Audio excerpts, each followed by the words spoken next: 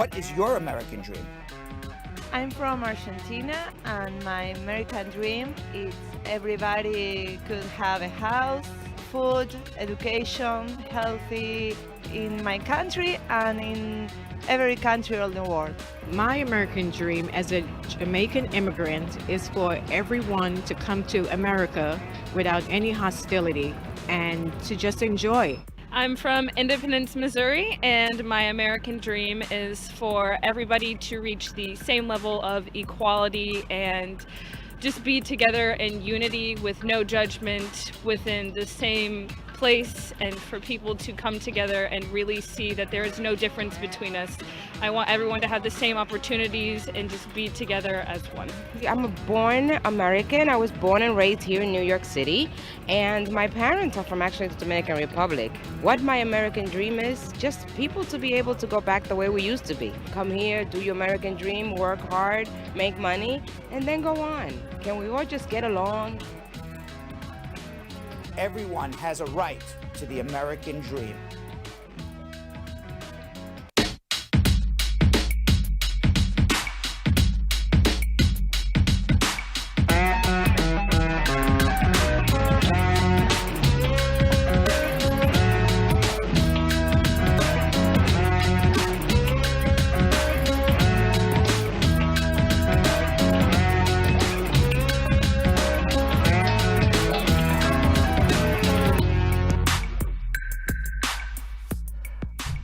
All right, it is Wednesday, January 27th. It's Hump Day. Are we ready to go? Yo, and Vanessa, let's go. You ready? You got Yes, that of energy course. today? Are you coming Of with that course. energy with Hump Day? yeah. Are you coming with that energy, man? We got Oh, my Joe gosh. Biden. We got immigration law changes. We got a lot of stuff going. Wow. All right, I'm calm now. Maybe We're gonna have to meet Uncle Brad where You he mute is. me That's down. today, yo, Right. he set the bar high. the TriCaster guy is like, take it down. Sure, Brad? Let me. Where I don't feel good. You got all the energy. I got to bring mine up now. Let me give you a little hint. What we all should do, the entire crew, before one thing and one thing only, a very large cappuccino. That's all that is Oh my required. That is all. You'll have a very large cappuccino too. I poured it in here. Lord. Like the good old days. Yes. The good old days. And like the good old days. And, sometimes, I have, it's not true. I was going to make a joke, and I have under my table, I was going to pull out a bottle of tequila, but I don't have that now. That would be funny, though. I'm like, That's for Friday. would. That's Friday. that's Friday, right? All of a That is a sudden, Friday we start pouring tequila in my cup. A spiked coffee. Are you ready to go, though? Are you We ready are. to go? We are. You think the squad's sorry. ready to go? Yes, absolutely. They All right, stay ready. Let's check them out. Stay ready so you ain't got to get ready. We're late, so let's check them out. Yes, Dion Watson, squad up. How are you? Dip, Fab, Cake Affairs. Tamika Nelson, squad up. Jessica Leamy, Elizabeth Francis, Tamika Nelson. How are you? I don't think I've mentioned Tamika's name in a while. Has she been with us? Marge Higgs, squad up. Now she's going to say, I've been with you every day, Brad. What are you talking about? I'm just saying I haven't mentioned her name in the comments. I haven't seen them. Lisa Bling Rose, squad up. How are you? Vivian, part of the crew, squad up. Who else we got here? I said Jessica Leamy, Dion, Elizabeth Francis, Jennifer Anderson, Sam with a, I guess it's a Sam with a silent G. Has to be. Squad up. Denisha Joseph, squad up. Kirk Duty Bungles. I like that name. Kirk Duddy Bungles. Not Duty, Duddy. I would say his name is Duddy, not Duty, right? If I had to take a guess, it's Duddy. I would say the same. Yes, but I was reading it fast and I read it originally as Duty, but it's definitely Duddy. Nobody's calling themselves, but maybe he's Duty. But I think it's Kirk Duddy Bungles. How are you, Kirk? Ma Dukes. I like the name. Tracy Hayes, squad up. How are you? Carol Anderson, the Tiger, squad up. Casey Benben, bless up. Patrona May, how are you? Jacqueline Clark, squad up. Marge Higgs, saying happy hump day to those who are humped in 2021. I pray for continued humping for you all. Marge Higgs is shouting out to everybody who's had a sexual relationship in 2021. Is that what Marge Higgs is? Is that what Marge Higgs is shouting out? Did I miss that Facebook? Happy Hump Day to those who are humped in 2021. I pray for continued humping. Is she shouting out to those who are having sexual relationships? All right, Lisa Blink Rose. Beat us to it. Lisa Blink Rose, squad up. Princess Dyer saying hello, everybody. McLeod Jacquet. McLeod Jacquet is either, I think that's Patwa. I'm not even going to try. Jewel Delph, squad up. How are you? Who else we got here? Tanisha Griffiths, Joan Grant, Tammy Gauze, Sharon McLean. Hey. How much would it cost me to do my citizenship? It costs $725 in USCIS fees. It's the exact cost. Right there. A pre-immigration question. Not $1 million? $1 million. $1 million. $1 million. I love that movie. Right.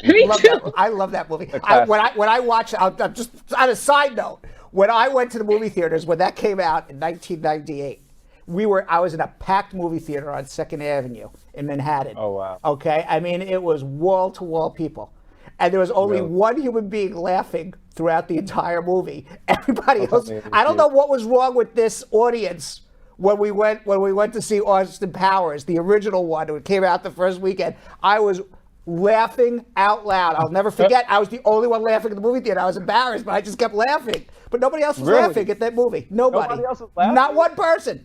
2nd Avenue, the 2nd Avenue Theater on 68th Street, they got no humor over there. None. None. They don't know how to, they don't know what's going on over there on the east side. They don't know how to laugh. You know what?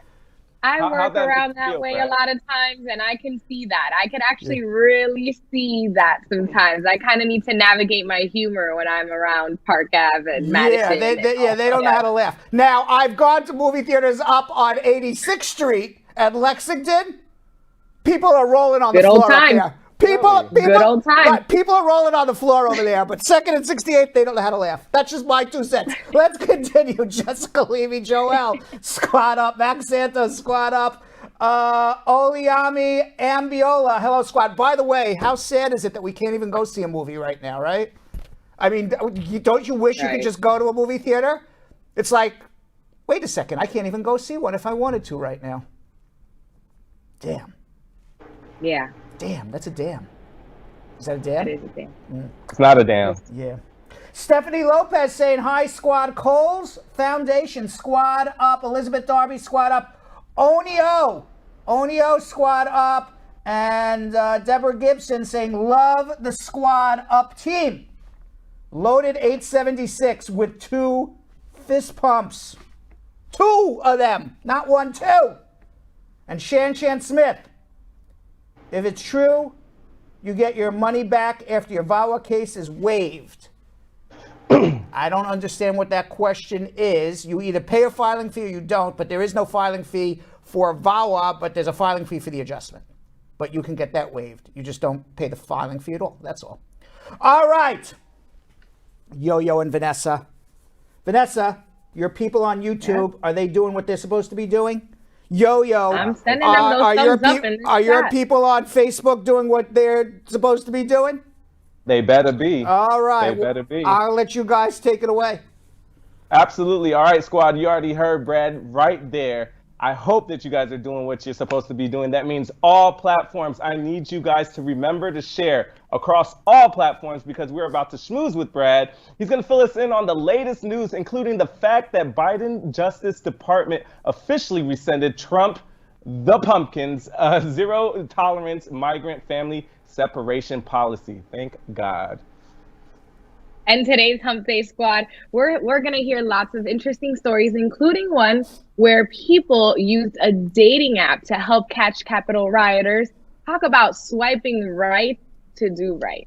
And of course, you can always call Spar and Bernstein at the number on the bottom of your screen scrolling. Of course, Dwayne "The Rock" Johnson with my head on top of him. He's carrying a sign that says, "Ask me your immigration question." Call 1-800-529-5465. That number not only gets you on our show, if you want to call to get your immigration question asked and answered, it also calls our office. It's one number for both. And later, Vanessa's going to speak with Spar and Bernstein partner and immigration attorney Shannon LaGuerre about preparing for your marriage interview. If you ever wanted to, if you are going through a marriage case and you're like, how should I prepare for my marriage interview? You better stay and watch. With that, Yo-Yo and Vanessa, you ready to start schmoozing? Yes, let's schmooze with Brad. Let's start schmoozing.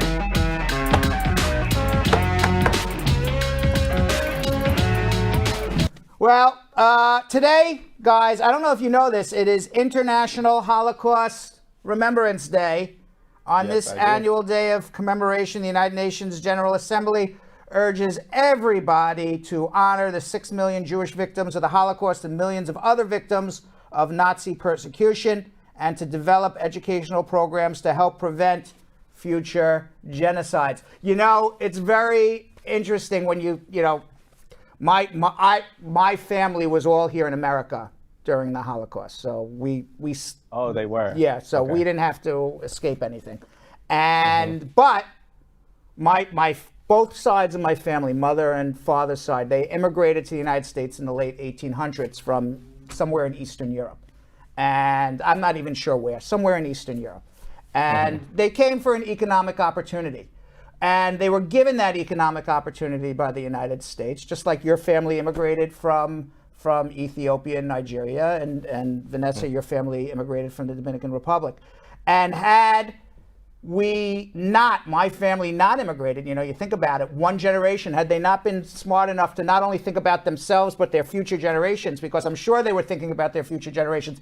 Everybody always thinks about their future generations when they immigrate. They want to bring their children here, their family here. They want to give their children and their children's children a better life. Their life. Right. Had they not done that, I wouldn't be here today.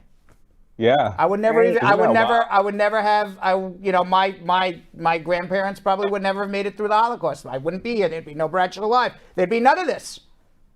Yeah. So it's amazing what America does, and it's amazing when you make a decision about immigrating, how that not only affects you and your generations moving forward. Legacy, yeah. Everything that we do today was certainly a step forward for our future, our kids' legacy. I think about that all the time. If my great-grandparents didn't immigrate, I wouldn't even exist. Right. Right? I wouldn't You know even what's be here. funny? I legit was thinking about that. I don't know if you guys have ever seen the show Outlander, but it's a show where someone goes back in time and they see either their ancestors or just back in the 1700s. And I'm like, wow, if I could do that and just talk to my ancestors and see how they lived, and compare it to today, it's just wild that how, it took one person to come to the States and literally change our lives. If it wasn't for them, none of this we would not have no show. That's we right. wouldn't be here. Yeah, it's wild. That's right. And it's I always wonder what our life would have been like if they didn't. Those decisions that you make to immigrate, to move from one place to another, not only changes your life, but it changes the rest of generation after generation after generation. Wild. There was 1.5 million Jewish children who got killed during the Holocaust. 1.5 million Jewish children. Those children never got a chance to live, and had their parents decided to move somewhere else, maybe they would be alive today. Maybe they would have done something very special. You don't know. Now, there's so many different stories during that time. This is actually one of them during history class, not because of, the actual occurrences, but this is actually was always my favorite chapter to study in history, because going over dictatorships and how one person could have so much power over an entire community this way that would affect so many generations to come. And Brad, you never know, there's a lot of Holocaust survivors. So maybe you guys would have been that story. I'm glad that not the story that we're telling today, but y'all could have been survivors as well and lived to tell the story. That's very true. And not only that, we talk about as a theme, especially, now that pumpkin's gone, it's not as big of a theme. but it was always a theme of our show that authoritarian dictators who always did terrible, terrible things all got elected in a democratic free election. Even Adolf Hitler was elected in a democratic election, and then he just never left power. And then look what happened. Thank God Biden won. Thank God the rioters didn't overtake the Capitol. Imagine. I hadn't seen that way. Yeah. Now, German Chancellor Angela Merkel said Wednesday that remembering the victims of the Holocaust is an everlasting responsibility of Germany. In a video message at an event organized by the International Holocaust Remembrance Alliance, the United Nations, and UNESCO to mark Holocaust Remembrance Day, Merkel said she was deeply ashamed of the atrocities committed by the Nazis. We must resolutely oppose both open and covert anti-Semitism, the denial as well as the relativization of the Holocaust. I don't know what that means. The relativization of the Holocaust, I guess, making it as if it wasn't a big deal. We must always be vigilant in order not to leave any room for anti-Semitism or racism. I wish I got her quote better. I have to learn to read better. It's all good. Well, like you always say, you just kept reading though. I didn't feel you. But I've said this even on the show before too. You know, on a separate note, you know, when if you don't know the answer, I learned this in law school. If you don't know the answer, just keep reading. You'll find it eventually. Just keep reading. You'll find it eventually. It's true. Meanwhile, as you announced, Yo-Yo, in the opening segment, Biden's acting Attorney General Monty Wilkinson officially rescinded the Trump administration's zero tolerance program, which led to the separation of over 3,000 migrant families.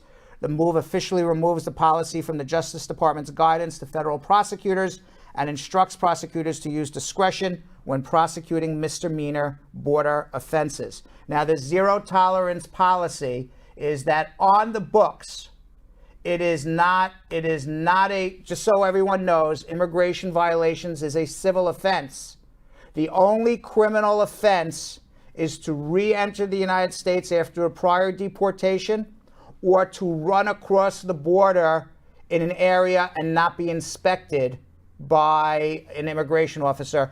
Under the law, that is a misdemeanor offense. It's not a criminal offense to come here on a visa and overstay. It's not a criminal offense to be a stowaway on a boat, but it is a criminal offense to evade Border Patrol and run from them.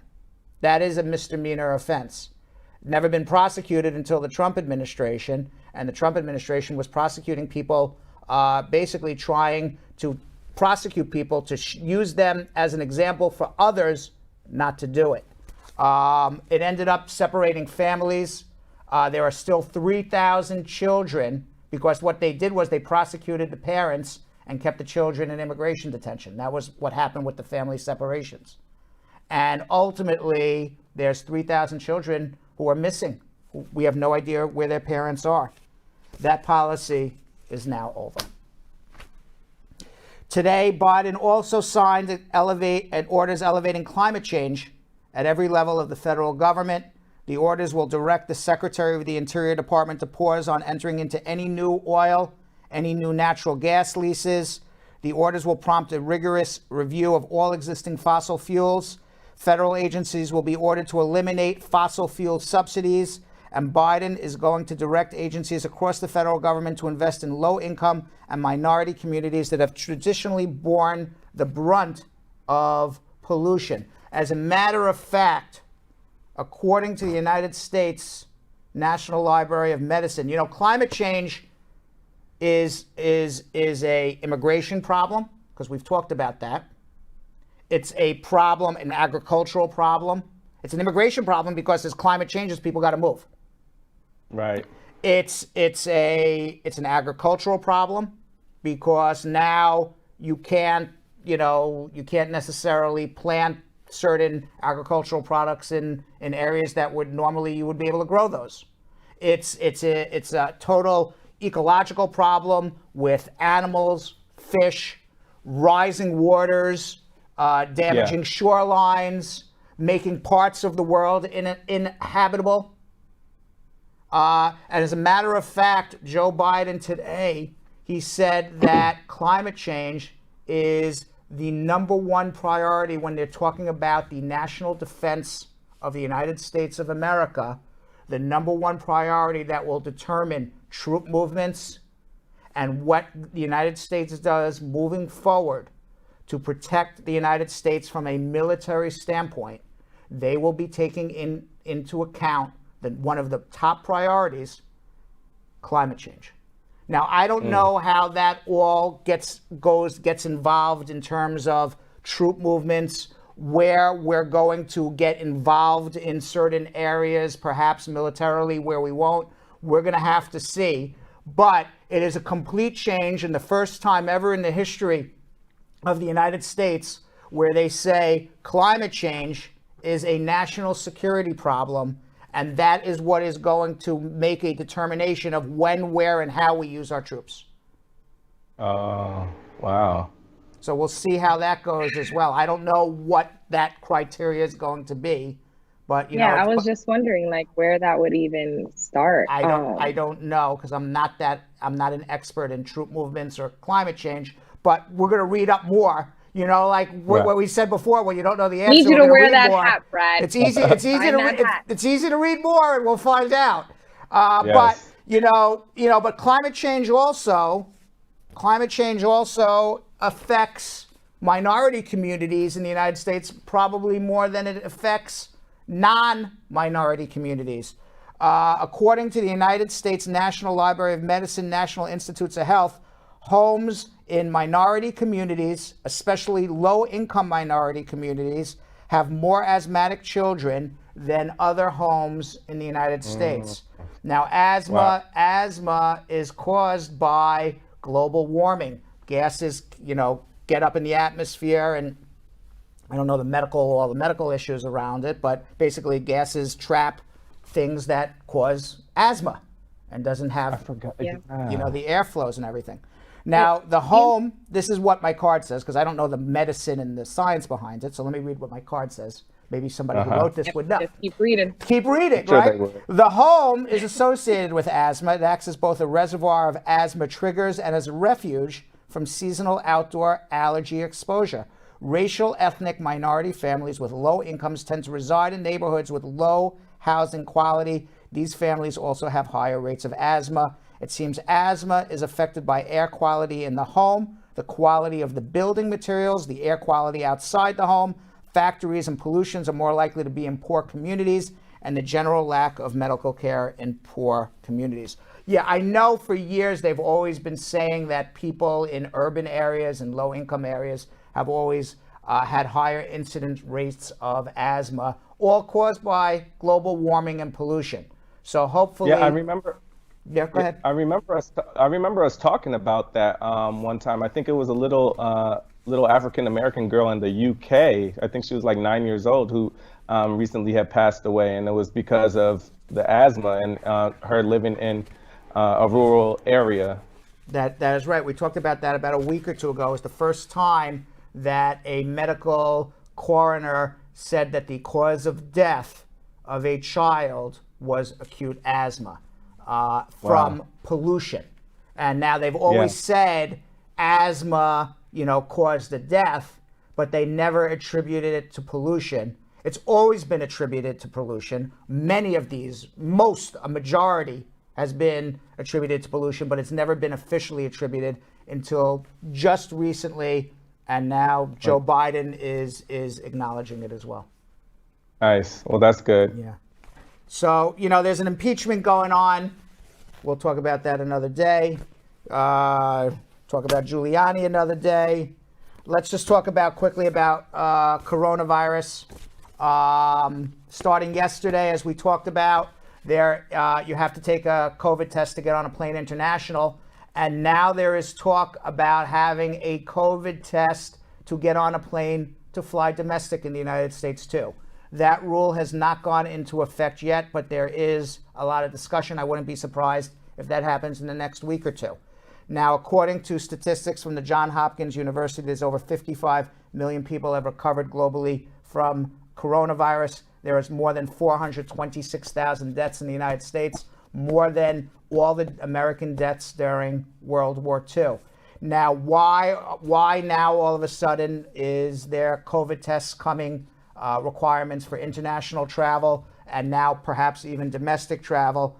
Well, there's now new strains of the COVID virus that are going around. These strains are more transmittable, not as necessarily more deadly, but more transmittable, meaning that it is more likely to be transmitted from one to the other, which would make the this pandemic go on even more. You know, now they're talking about, I saw Fauci talking about you should be wearing 2 masks to prevent yourself from getting these more transmittable strains of the COVID virus, because viruses mutate. You know, viruses, I don't know, they must have a brain somewhere. They're smart. You know, all of a sudden the body has antibodies to one, it mutates and still kind of squeezes in there.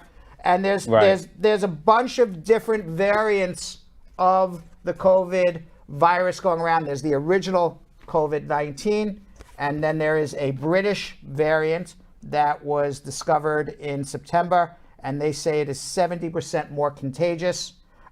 There is a Brazilian variant. I don't know how much more contagious this is, but both the Brazilian variant and the UK variant have already been discovered in the United States of America.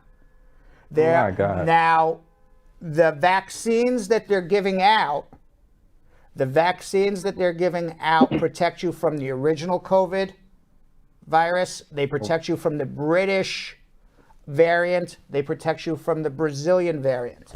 However, there is also a mutation coming out of South Africa. That mutation coming out of South Africa, first detected in October and now spread to 20 countries, is 50% more contagious. And there is a concern, Moderna, who is one of the 2 companies that the United States is using to vaccinate their products. Moderna has come out and said that they are not certain that their vaccine will protect against the South African variant, and that they are now producing an additional booster shot to protect you against the South African variant that they may require you to take as well to have full protection. So the Moderna shots may turn from 2 to 3. We'll see over time. Yeah, man, that just makes it even harder, because you're finally getting to the people who didn't want the vaccine back then and are finally giving in to the 2 shots. Now you're talking about another booster. It's just like, sheesh. But at least, we have a president that's not going to lie to us and withhold this information. I'm happy to at least know it, rather than, just wake up and it's like all these new strands and they're not doing anything about it. The worst is to be lied to. There is nothing. There is nothing worse than to be lied to. There's nothing worse to be lied to by your leaders, by people you're in a relationship with, by your friends. There's not lying. There's no good person in the world to that should be lying to you. But certainly not your leaders, right? No. Right? Do you like to be lied to by anybody? No, especially when it's life-threatening, though. Correct. Like, you could tell me a little white lie just to, make you feel my feelings. Life-threatening for millions. Yeah, like like for millions. Like, for example, like I told you earlier, boy, that peach shirt, very handsome in that peach shirt. That could have been a white lie. I'm just saying it could have been. It wasn't. I really believed you looked handsome, but it could have been a white lie just to save your feelings. Exactly. Very different about lying over a pandemic. Yeah, very different from lying over an entire pandemic. I'm only kidding. I like the peach shirt. I never even called Yo-Yo before and said, "Oh, I love the peach shirt." I didn't say anything. It was the first time I made that up. But I would take your constructive criticism, though. Because you're always fresh with your little Burberry and stuff. So I'll take it. Let me tell you something, Yo-Yo. There is nobody fresher on this screen besides you and Boss Lady. I'm taking a back seat to the 2 of you on that one. No, right? Not at all. Not at all. Everything that you got on right now is worth more than what me and Boss Lady got. But what's important, and I'll be honest with you, okay? It's not the value of what you're wearing. It's not the value of what you're wearing. It's how you put it all together and how you pull it off. It's true. So, He bred. you know, there's a lot of people who wear very expensive clothes and very expensive things, and they just look like trash.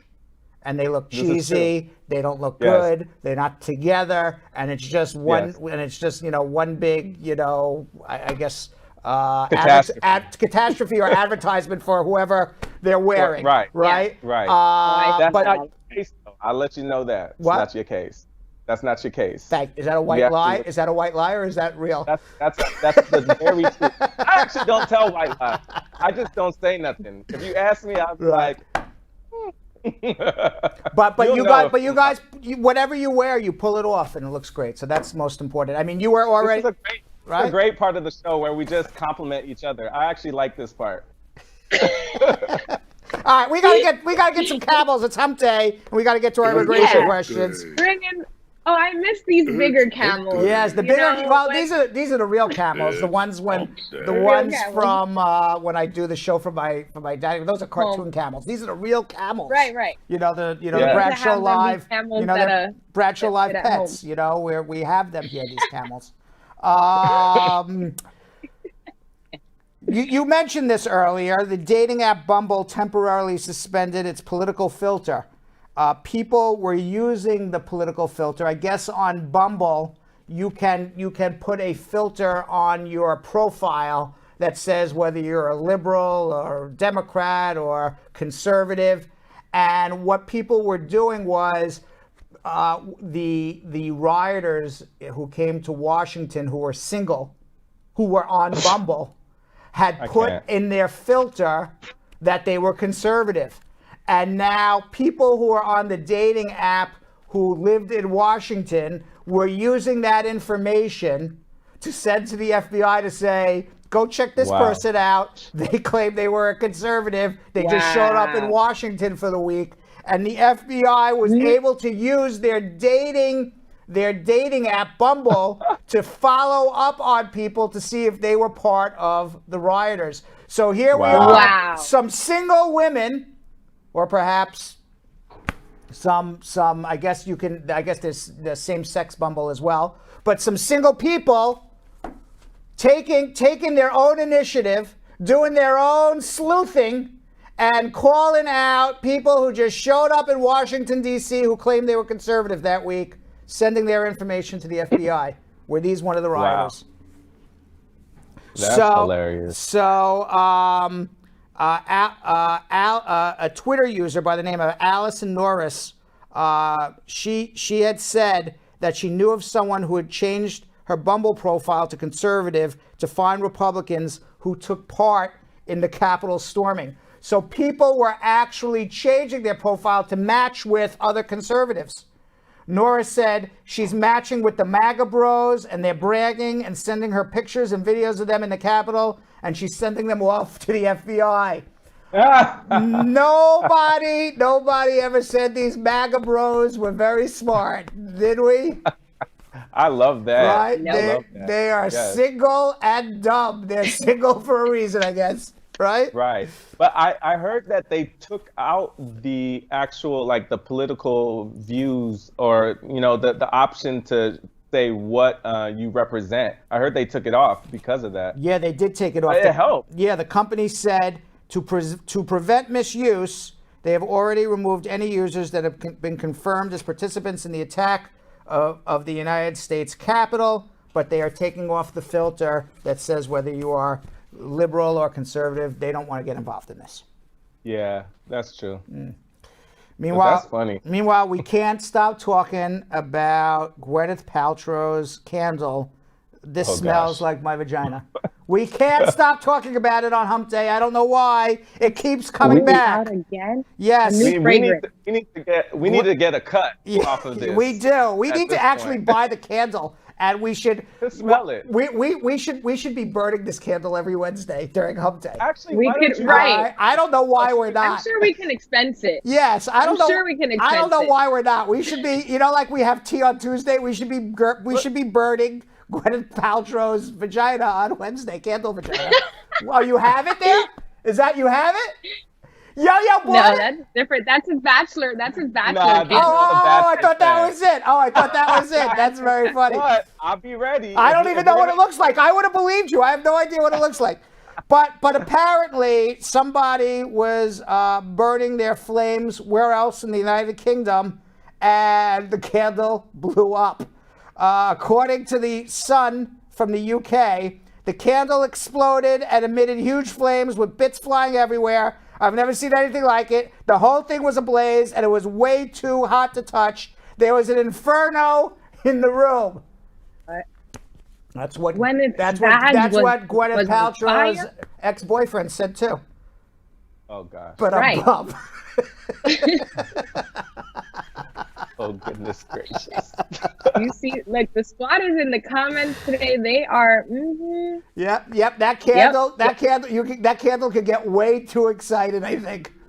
Yes. Look at me, I'm getting It gets the excited crowd thinking going. about it, right? Right. I still say we should get it. I want to get it Blushing, now. Brad. I would love for that thing to explode. I actually do want to smell it now at this point. Talk about it so much, I wanna smell it. Conversations that are only allowed on a Wednesday. Exactly. Gwyneth is exploding badge. Got it. On to the next story. Meanwhile, what do you think of this? A Taco Bell employee by the name of Lorna Wells, she's out of a job. She applied for a job in Newport, Arkansas, and after working there for a week, she was fired when it was discovered that she was an actual porn star who actually received 2 AVN award nominations for whatever it was, I guess best sex scenes or whatever it was. She was out of work because they're not doing any porn right now during the pandemic. She needed some work. So she went to work at the Taco Bell and they fired her. I don't think that's right. I don't think that's right. Is that against the law? Or is that cool? No. Like, are they okay to do that? They're 'Cause perfectly. I feel like I feel like that's foul. No, you can fire somebody for being a porn star. It doesn't represent your yeah. What you can't fire somebody for is because they're a woman. Is gender or gender ethnicity. orientation. You can't fire them because of their skin color, because of their religion. But you can fire them for being a porn star. Why not? I don't agree with it. What? What would be Taco Bell's case though? Like, how is this a harm to the work? Like, how is? You said representation. Well, it's just I think maybe either some of the employees felt uncomfortable, perhaps. I don't know. I'm just. Let me read what the card says. She told the Daily Beast she was about to clock into work when her manager called her to fire her. She's pissed off because she said she told the hiring manager about her sex work during the interview and even asked if it was going to be a problem. Taco Bell, however, okay, so maybe there's a case now. Yeah. However, Taco Bell claims Wells was not fired for her porn credentials. Aha! They're covering their ass. Instead, the company says she was instead terminated for violation of the policies and procedures. However, they didn't mention which policies and procedures she violated. Lorna is now raising money online, claiming she was wrongfully terminated. It could end up being a wrongful termination because if she told them about it and then they got fired after the fact, then it could be a gender discrimination. Absolutely. You can totally turn that into a gender discrimination case. Yeah, that's not cool. That ain't cool at all, Taco Bell. Yeah. You know what? Yeah, she totally has a case. From now on, Yo-Yo and Vanessa, we're going to Chipotle. Listen. No more Taco Bell for me. Dinner tonight. No more Taco Bell for me. At least Chipotle use real meat. I don't think Taco Bell meat real. I don't. Well, I think you're slandering Taco Bell. I just want to say Bradshaw Live does not endorse Yo-Yo's position that the Taco Bell meat is not real. Hey, we have no proof of that. We have no proof of that, but they shouldn't have fired a porn star. I agree with that, though. That I agree with. Yeah, that, especially if she made them aware of her past. Right. All right. And the first viral fashion trend of 2021 is here. You guys are big on Instagram. The butt crack leggings. You know what that is? You guys familiar with that? What? They have been called butt perfecting by Cosmopolitan. And the users such as Devin K. Olson, a self-described leggings queen, try on the snug bottoms and show off their behinds. Now, oh my God, please go buy these, she says while flipping her hair and admiring her bootylicious. Everyone from influencers to heavy lifters started posting reviews of the leggings on Amazon this fall. They so far have a whopping 15,789 five-star reviews. Oh my goodness. What? It is the new Are you viral gonna I trend feel of like the I year. keep seeing these all over. I see them all over Instagram. These. What is this guy saying? I can't even read it. You're just formed? Yeah. What? Wow. Woo! Yeah. You guys watch, I don't watch The Bachelor at all. You guys watch The Bachelor? Are you like Bachelor obsessed? I No, only follow them. I just know they have the first black Bachelor. That's all I've been seeing online, but yeah, I don't Matt watch James. it. I just kind of can't believe that it took The Bachelor this long to have an African American Bachelor. They needed like riots and Black Lives Matter to do that. Which is probably why I don't watch it. Yeah. Right. And by the way, I'm just even reading here in my card right now. It says franchise has been criticized for over a decade for its absence of diversity. Now, Over a decade. That's crazy. Now Rachel Lindsay, the first. They have so many seasons. There was one black female bachelorette, Rachel Lindsay, and she has called out the contestants' racist behavior. One of her suitors was Lee Garrett, who not only had a racist tweets, but labeled the black contestant aggressive and accused him of playing the race card. And Lindsay previously called out producers for showcasing her as an angry black female at the end of the season. She explained on the Ringer podcast that while it's lovely that producers finally cast a black man as the lead after 18 years, she was cautious about celebrating as if all problems were now solved. If anything, Lindsay said the move was the bare minimum and the easiest thing to do. In 2012, two black men who auditioned for the series filed a racial discrimination class action lawsuit against the show. So now, last month, former Bachelorette star Hannah Brown said the N-word on Instagram while she was singing along to the Baby's rock star, only to laugh it off and then deny she even said it. Wow. And when a Good Morning American anchor asked current Bachelor Matt James if his casting was too little too late, he responded, "I don't think it's ever the wrong time to do the right thing." Okay, that's a good answer for him because he's the star of the show. That's a very good answer. Very good answer. He also acknowledged that while The Bachelor is certainly a guilty pleasure representation on TV, especially in front of as many viewers as The Bachelor reaches, it's still an important aspect of our culture. Meanwhile, Brittany Galvin was just no, that was somebody else. Brittany Galvin, one of the contestants. One of the contestants. Yeah, she's been now accused of being an escort. As a former, they brought in an escort. However, she refuses the claim about being a sex worker, saying, "No, I'm not an escort. It's ridiculous to say." However, one contestant alleges on the show, "I've heard two different terms going around. I've heard sugar baby and escort." Another contestant alleged that someone may be having a transactional relationship with very wealthy men. What do you think? I don't know. I have no idea. It's possible. I think that at the end of the day, it goes back to what I was saying. No escort shaming, no slut shaming, no porn star shaming. If that's what she did to make her money, people were ready to pay. So, I mean, more power if she did. But if she didn't, then she didn't. And finally, The Bachelor doesn't have enough issues for this season. Here's another issue. I just turned the card. The season started with a bang when a contestant named Katie bought Bachelor Matt James a vibrator. She hid the device behind her back as she launched into a monologue about how quarantine had been tough for her, but she'd gotten through it thanks to her trusty pink vibrator.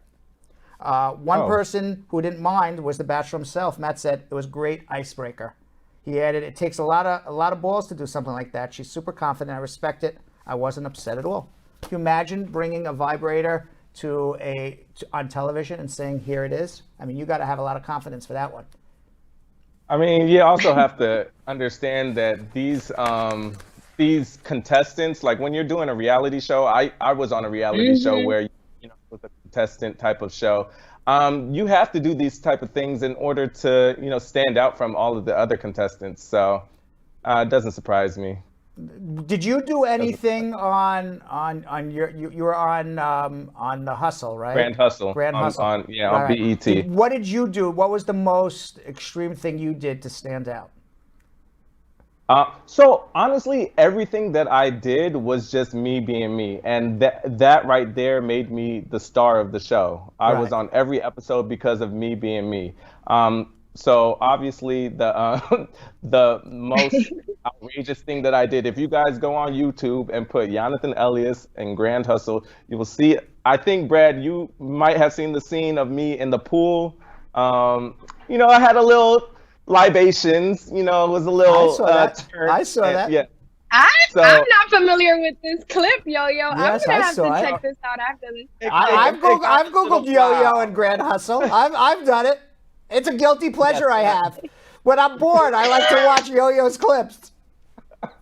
Yeah, Dr. Love was in the building on that episode. I was just gonna say that's the Dr. Love that stuck out in you in that show. That was the Dr. Love in you, boy. Yeah.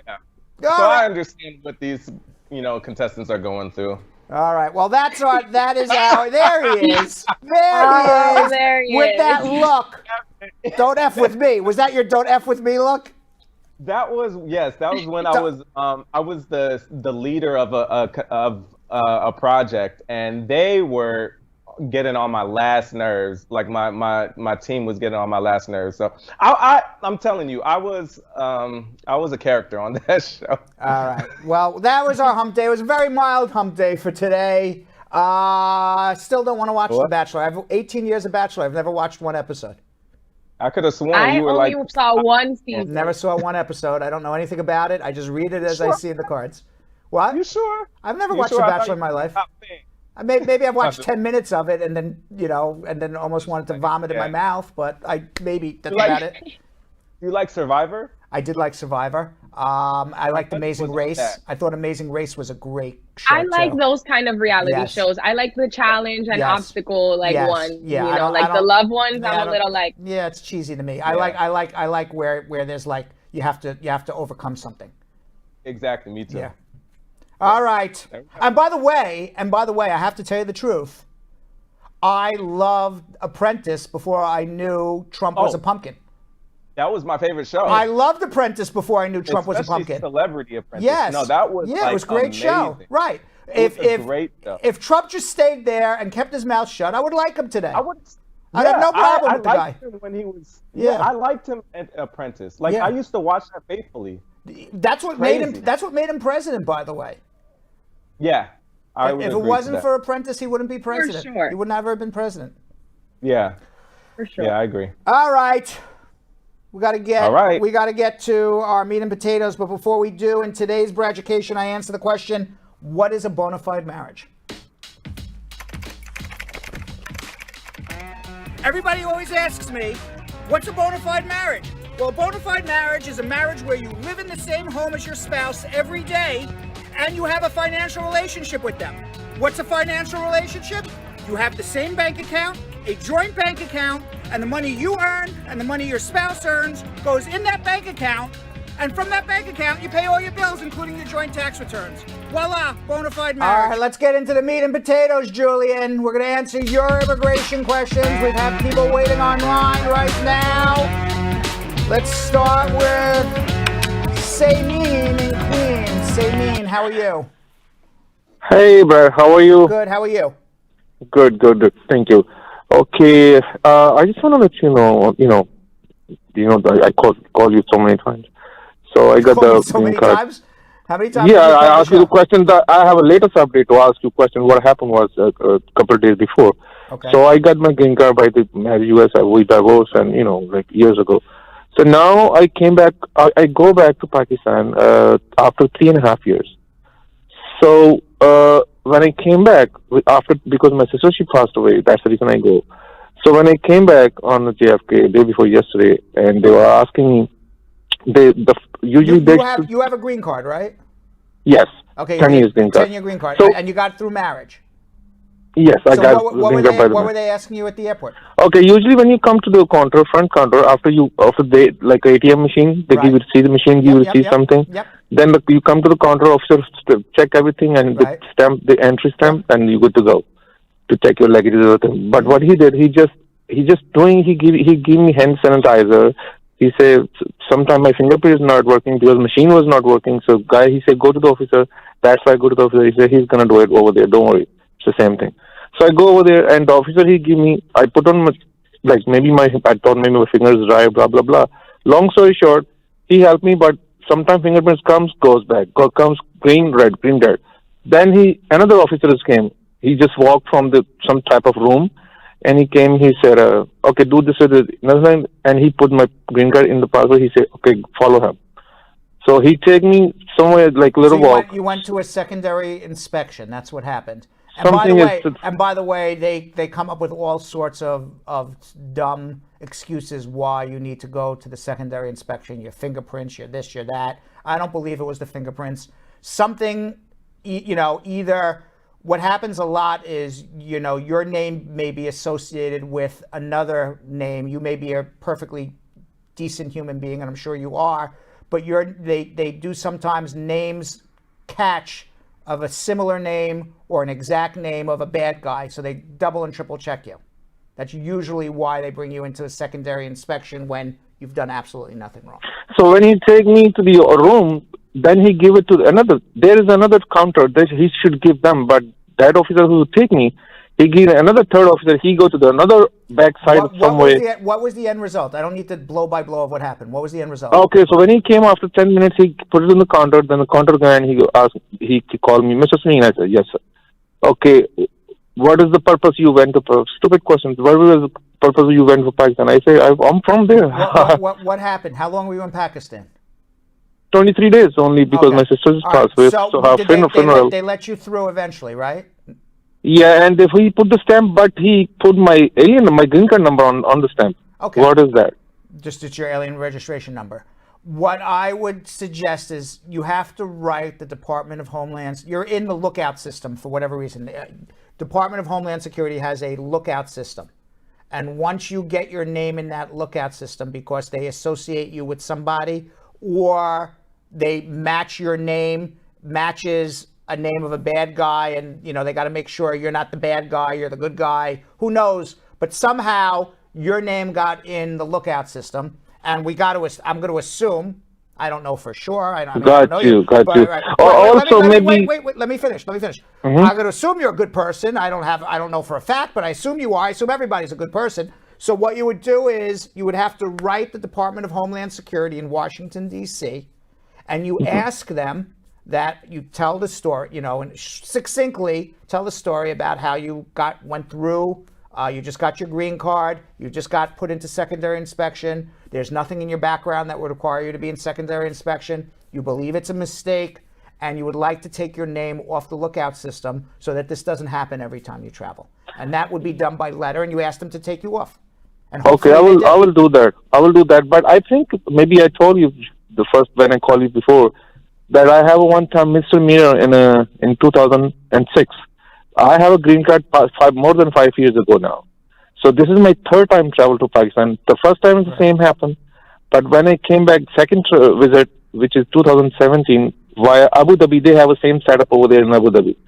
So they didn't do anything over there. They just put the stamp and you good to go. File, if you have a green card for more than 5 years, file for your citizenship and you don't have this problem. I did already. Remember, you forgot everything. I did already. Do I remember every call of every person who calls me? Come on, I can't. Come on. Okay, already.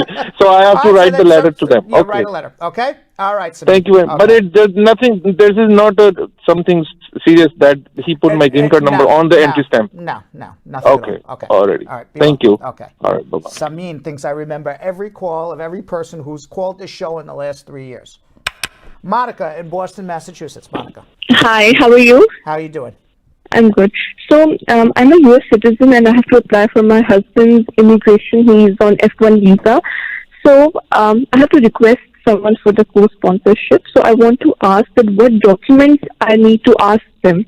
3 years tax returns, a letter from their employer, and the letter should say what their salary is, how long they've been employed, and that their continued employment looks very good. And a letter from the bank or a bank statement with whatever current assets they have in their bank account. And if they have filed joint tax with their spouse, do I need to get a similar documents for the spouse as well? Yes, because you're not going to be able to tell whose income is whose. So the person would sign the second affidavit would sign an I-864 and the spouse would sign an I-864A. All right. Thank you very much. All right. You're welcome. Bye. Good luck. Let's go to Kumar in Des Moines, Iowa. Kumar. Hello, Uncle Pat. How are you? Good. How are you? Uncle Pat, I have one question. Mm-hmm. I'm going for my consular processing in India, Okay. but I have made one mistake. What's your one mistake? I made a fake something, A fake something? I have made something fake social to walk, Okay. Is it going to be a problem? It could be. Are you out of status right now, Kumar? Yeah, that's why I'm going for consular Are you processing. doing a provisional waiver? Yeah, I did everything, everything is done. Okay. So you have a provision. I think what you should do before you tell the world, because right now we do not have an attorney-client privilege, so everything you say will and can and will be used against you. What I would suggest you do, if you feel that you've done something in error or committed a crime, that you not say anymore and have a confidential attorney-client privilege conversation with me or another attorney, and you can discuss it in a private manner. So hold on one second. Okay. Let's go to Daniel in Peabody, Massachusetts. Daniel. Hello. Hi, Daniel. How are you? Good. How are you, Brad? I have a question for you. So, I'm applying for my citizenship, and I have a lawyer, and they saying that I'm 31, and that I need a selective service letter or something like that. Right. So, I called selective service, and they said no. After 31st birthday, you don't need any letter no more. Okay. So when did you file the naturalization application? Before I you were didn't 31? yet. You have not done it, or you're doing it? I'm doing it. I'm in the process. But my lawyer's calling me saying that So let me need... explain selective service. Selective service is you have to give your name to the military up until your 26th birthday. You have to be able to prove 5 years good moral character. So if you didn't give your name to the military, that doesn't mean you're getting drafted, just in case there is a draft. There hasn't been a draft in 40 years. But you got to give your name to the military. So if you don't give your name to the military, they say it's bad moral character. So you're not in the selective service. So that means between the ages of 26 and 31, if you didn't give your name to the selective service, you can't prove good moral character. After 31, it's not necessary anymore. So if you filed your naturalization before your 31st birthday, you would need a letter from the selective service either saying, one. No, but the thing is, I'll be 32 in April. Okay. So my answer to you is you have not filed it yet. I was just giving you general rules, but to your specific, you don't need it. It's past the 5 years. So why do my lawyer saying that I need it? And then I call selective service, they say, no, you don't need it. Magic 8 Ball.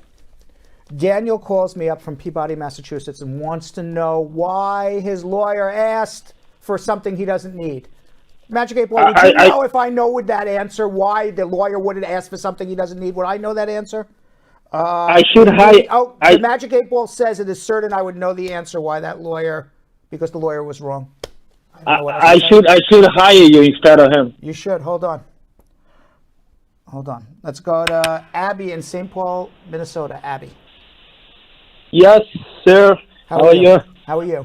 Good. Yeah. I am a green card holder for married.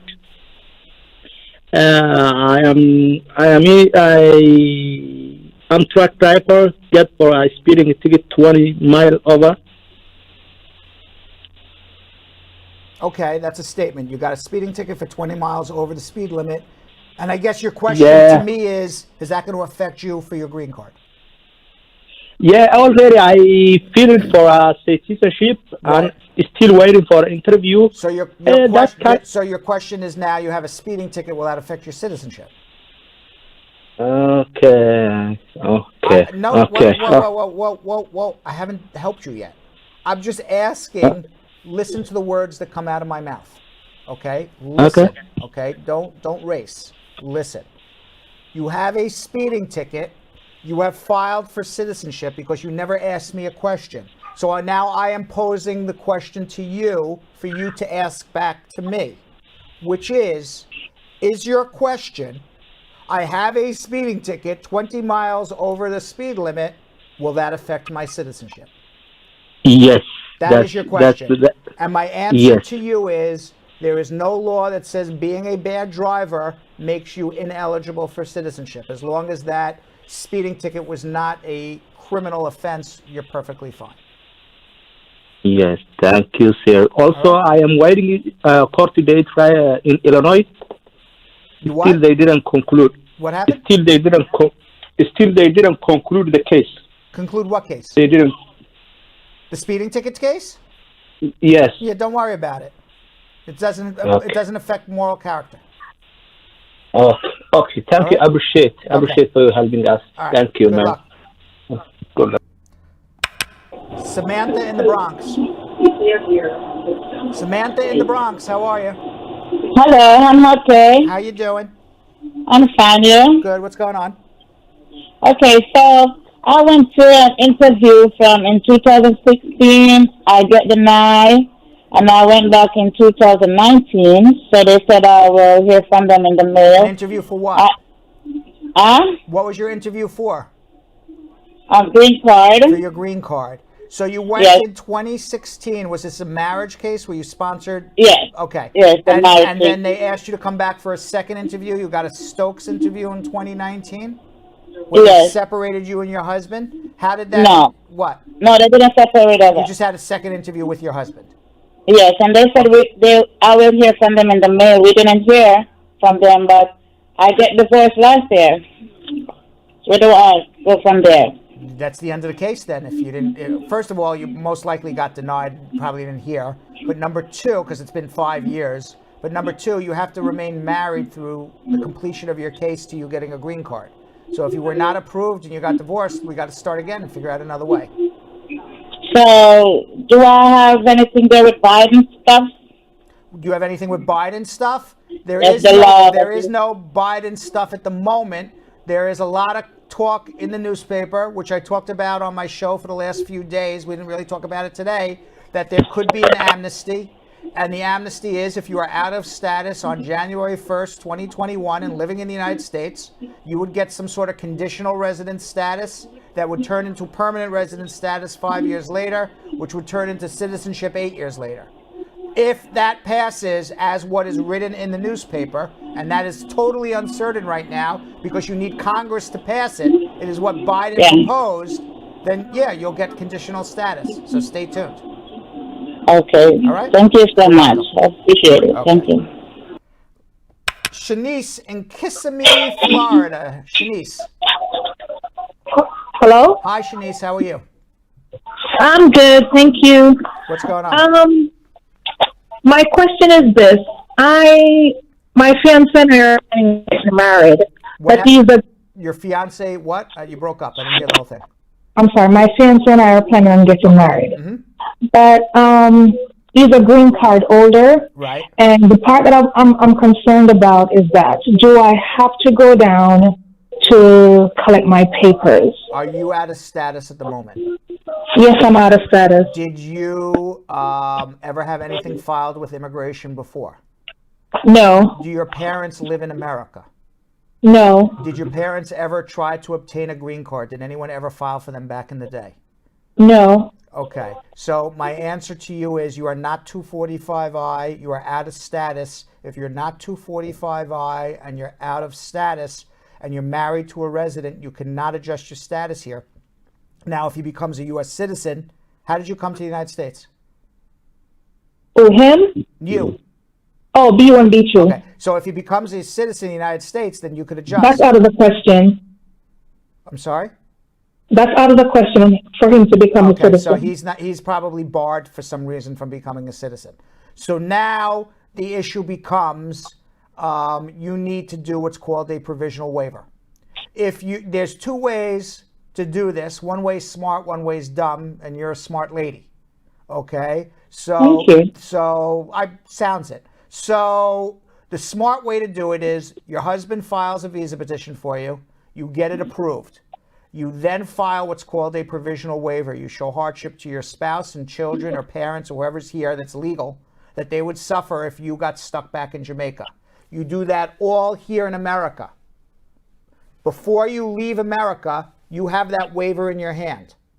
Now, that waiver waives the fact that you lived illegally in America or out of status or undocumented, any term you want to use, that waives it. Waives it means they can't use it against you. Now when you go, that's the reason why people get stuck when they go home. Now when you go back to Jamaica or whatever country, you know, it could be Trinidad, it could be Canada, it could be England, it could be Japan, doesn't matter. The laws are all the same no matter what country you're from. You go back, they're going to interview you on 4 things. 1, where's your waiver? Here it is, counselor officer. 2, where's your medical exam? They make sure that you don't have any drugs in your system, you don't have any communicable diseases. 3, is this a real marriage? Are you in a bona fide loving marriage? You go through those documentation. Do you have a good affidavit of support? Here it is. Have you ever lied to the United States government? No, there's no fraud in this case. I said 4 things, I'm now up to 6 or 7. But, and the last one is, do you have a criminal record? And I assume you don't have one. So I have now gone through all of the issues that they would go through with you if you went home to pick up your green card. And so assuming all those other issues are okay, and you have your provisional waiver, you'd be home for 2 to 3 weeks and come back.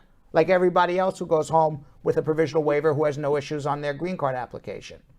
That would be the way to do it, because that's a smarter thing to do than staying here out of status for the rest of your life. Now, you should file a visa petition by your husband now, and everybody who has any opportunity to file a visa petition should be doing it now, because there's a potential that the law will change in the next 100 days. And if it changes, it may change to your benefit.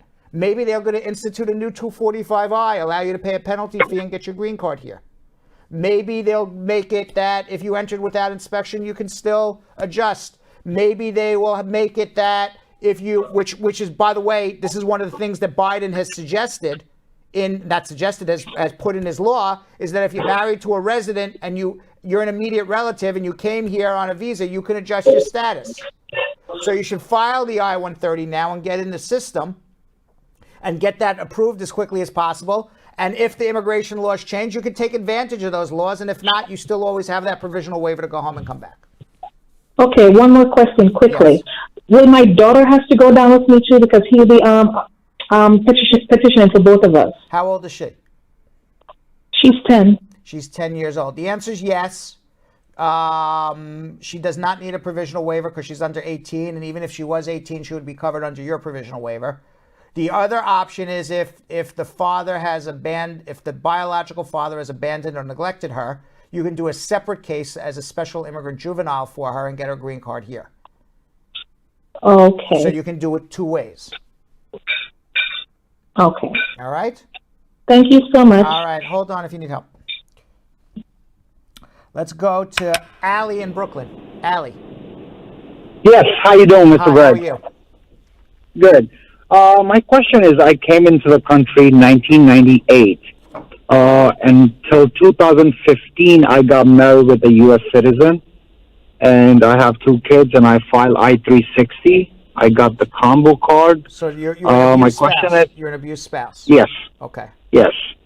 My question is, if I travel on a combo card, am I going to trigger any 3 years or 10 years bar? No, not in. You're allowed to have short trips abroad without triggering any bars. If you're going to stay out for months and months and months, as a matter of fact, more than 6 months, it may trigger a bar. My advice to everybody is go home for 3-4 weeks and come back. Short trips are absolutely fine. Thank you so much for your help. Thank you. Good luck. I appreciate it. Okay. Mike in Salt Lake, Utah. Mike. Hello, hi. Hi, how are you? I'm very okay. I'm first caller. The question is, recently, mid-December, I went for an interview, an AOS interview. Wait, Mike, everything went on fine. You got to take a step to the right. Pull your hips in tight, because you sound like you're in a submarine. Oh, okay. Can you hear me properly now? Now I hear you properly. Go ahead. So start again. Okay, yeah.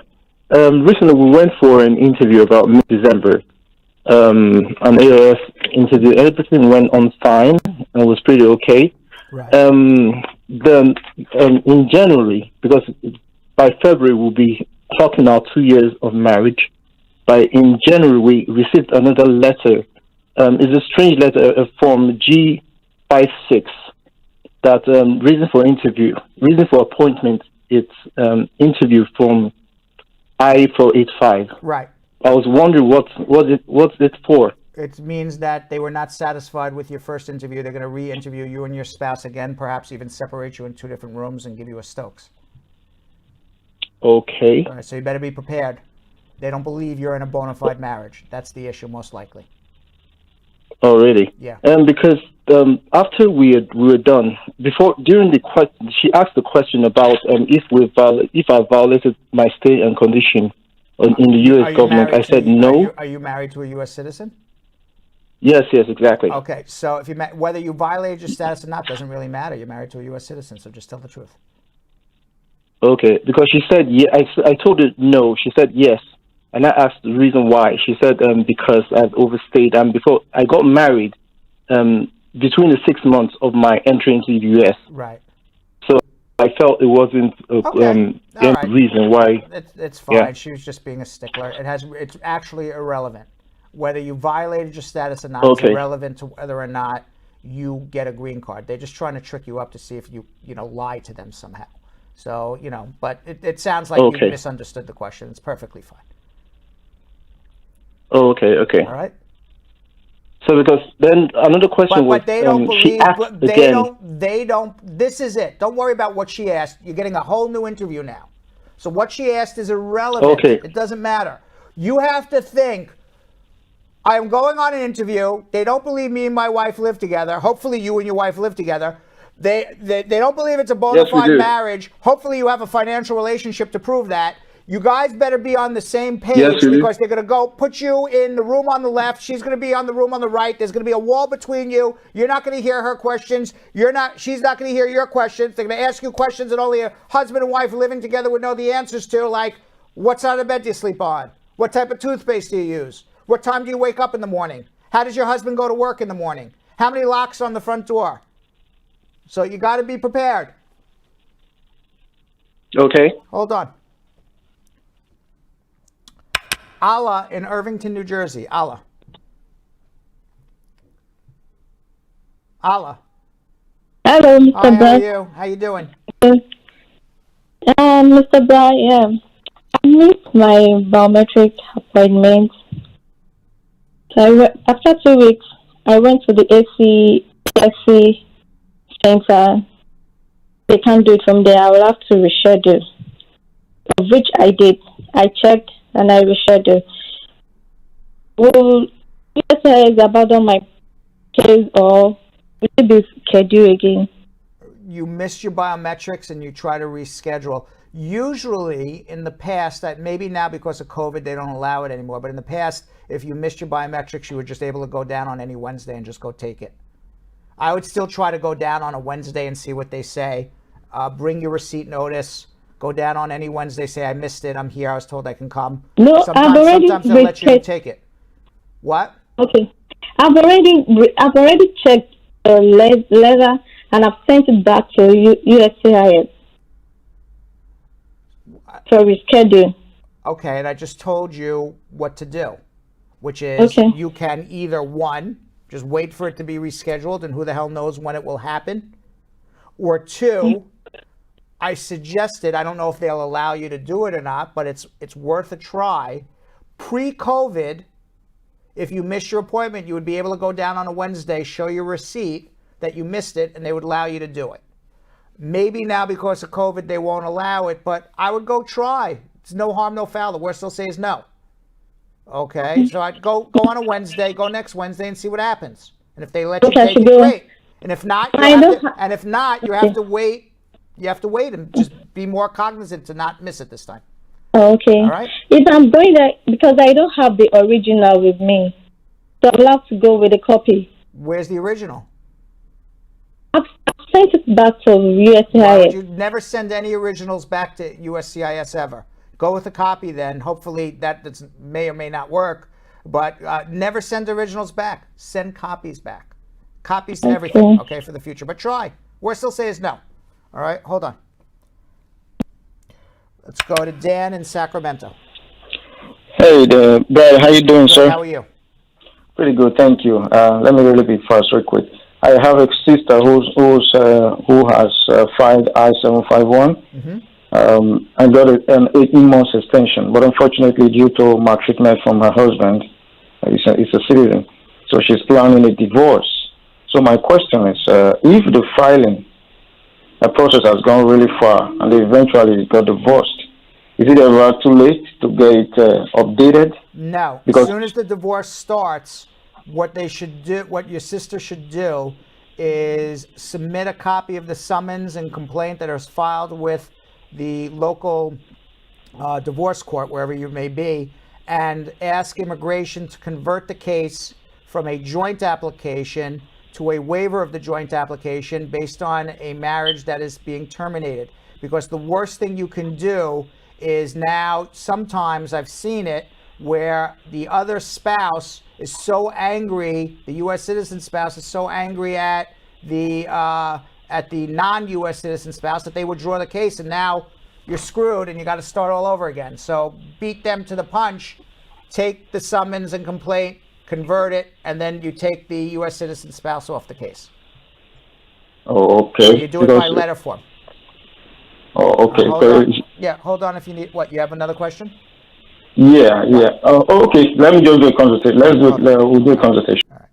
Let's go to Astrid in Colorado Springs, Colorado. Hey, Brad. How are you doing Good. today? How are you? I'm well, thank you. So I was late to your show today. I have a question. Maybe you talked about this before, but I don't recall. So I read today at the National Visa Center website, the Department of State, they said that they were going to refund people with their affidavit of support fees. Is this correct? They're going to what with the affidavit of support fees? They're going to refund people their money. People affidavit of support fees? I did not hear anything about refund of affidavit of support fees. Okay. I was just making sure that. Okay. No, I have not read anything about that they're refunding affidavit of support fees. But I'll look into it and let you know. That would be news to me. Oh, now do you have any idea when the embassy are going to open? That one I've answered before. And I make a joke about it. I'm not Dr. Fauci. I don't know, when COVID gets better. Oh, well, thank you so much. You have a great day. Thank you. Good luck. All right. Let's go to Mo in Orlando. Mo. Hi, how are you, sir? Hi, how are you? I'm doing good. Thank you for asking. I have a question regarding my work permit. Yes. So I filed adjustment of status based on marriage on January 2020.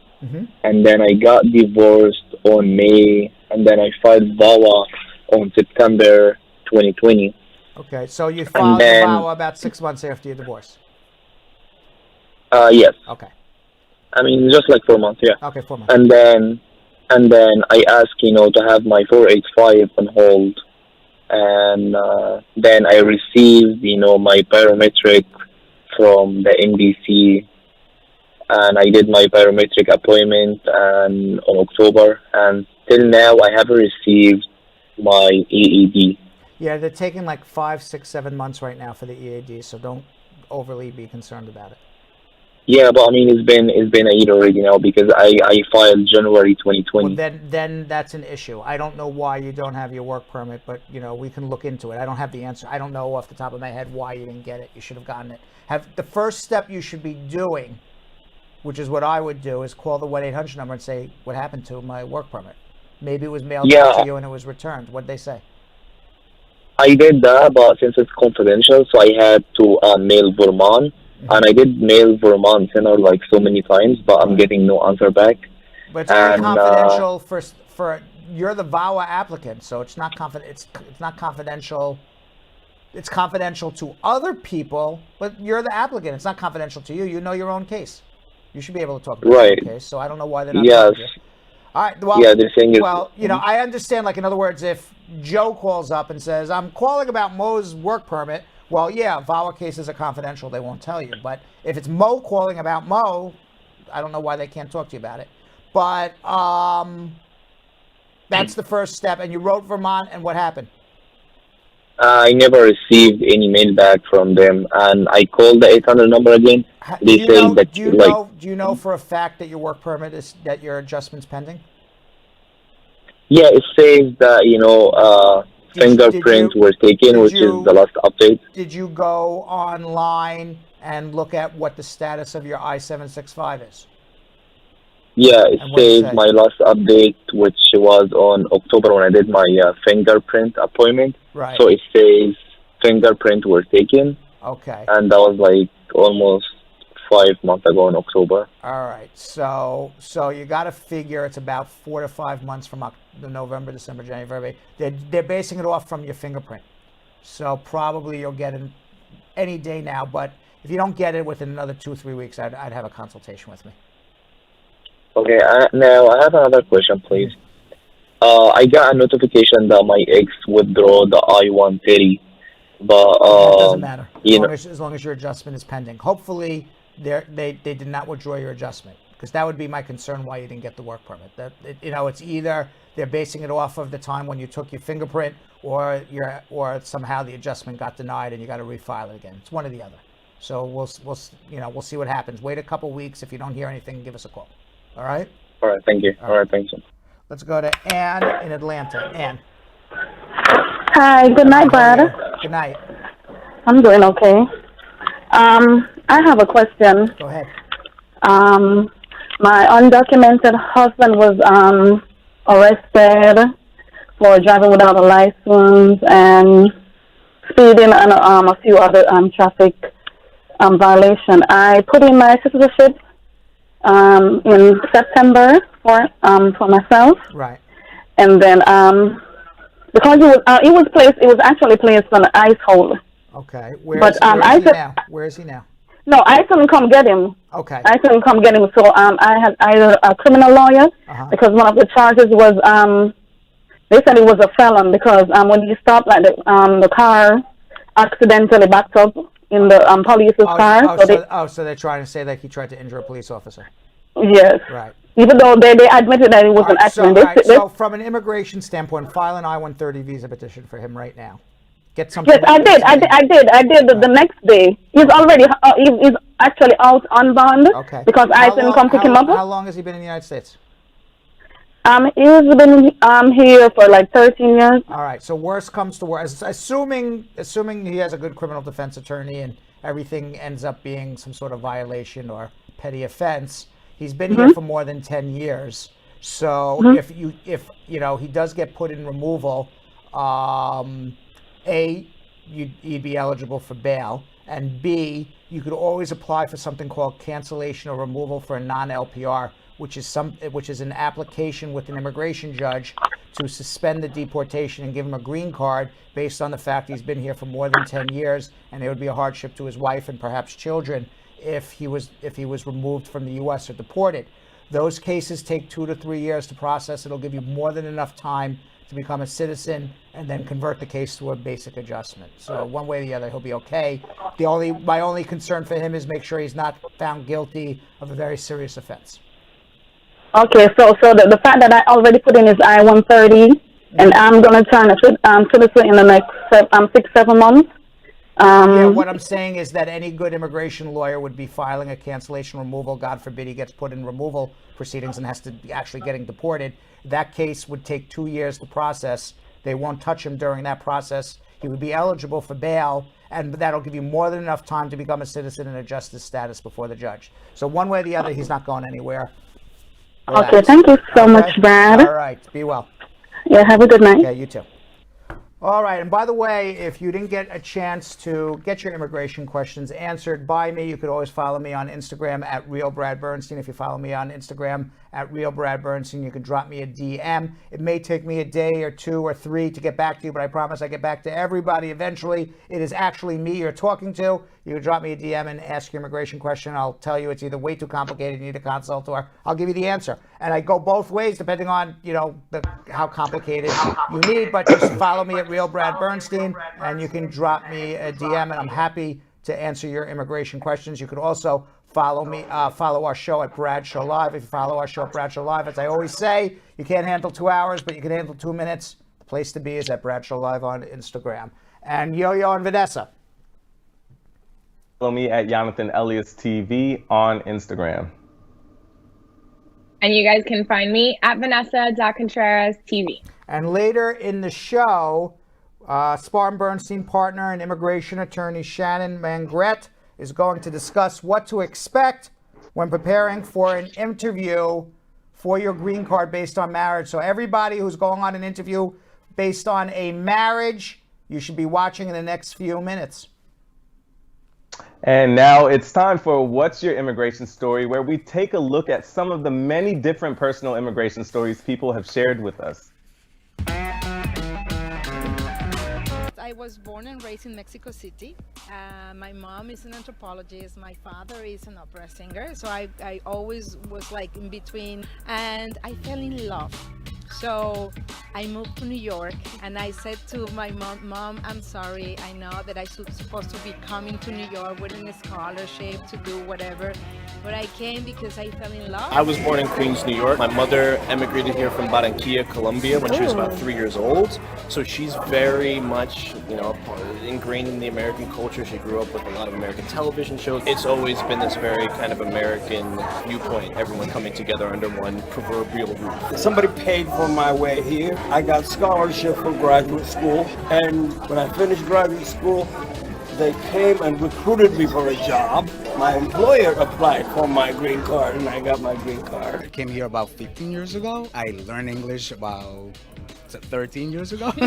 My whole family's here from my dad's side, and my mom's side, they're still there, so I kind of feel for the both. Being here means a lot, mostly because of the opportunities that you get. Very happy to be an immigrant in this country. All right, let's do something we like to call social media check-in. All right, what do we got? All right, our first one comes from Margarita Valencia on YouTube saying, hey, I got my C31 work permit and my notice letter. Unfortunately, my lawyer disappeared and left myself. I'm adjustment of status, but I will need help for the advice of my interview. What can you give me? I can give you a consultation. Call 1-800-529-5465. Joanna Ambitious Powell on Facebook. When completing an affidavit of support, do you use the adjusted gross income or the total income from the 1040 form? The adjusted gross income. Sue Andy on YouTube. I got my EAD January 7th and I still haven't gotten my SSN. Should I go to the office and apply or should I wait? Yeah, go to the office and apply. Why not? Sharna Williams on YouTube. For immigrant parents here who have kids back home, is there anything in Biden's proposal that can help their kids? Yes, they're going to speed up those cases if the applications have already been filed. They're going to fix those backlogs. That's why I'm saying to everybody, file now.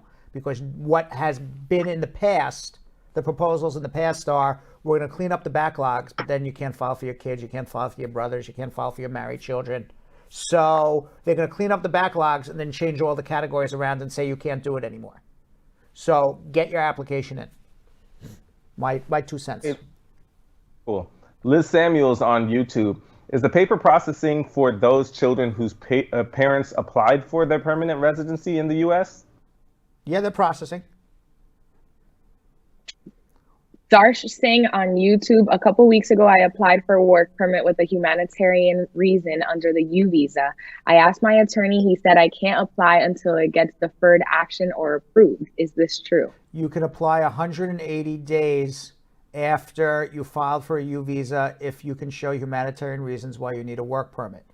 After your U visa gets approved, which takes years and years, you can just apply for a work permit. You don't have to show humanitarian reasons. But you can apply. It's discretionary whether you get it or not, but you should absolutely try because U visas are taking so long. Okay, Deborah Gibson on YouTube. I applied for a VAWA in 2018. They told me only work permits from 2020 are being renewed. I was asked to do a new biometric test. How long before my VAWA case is approved? I don't know when your VAWA will be approved. I don't know anything about your case, so you need to have a consultation.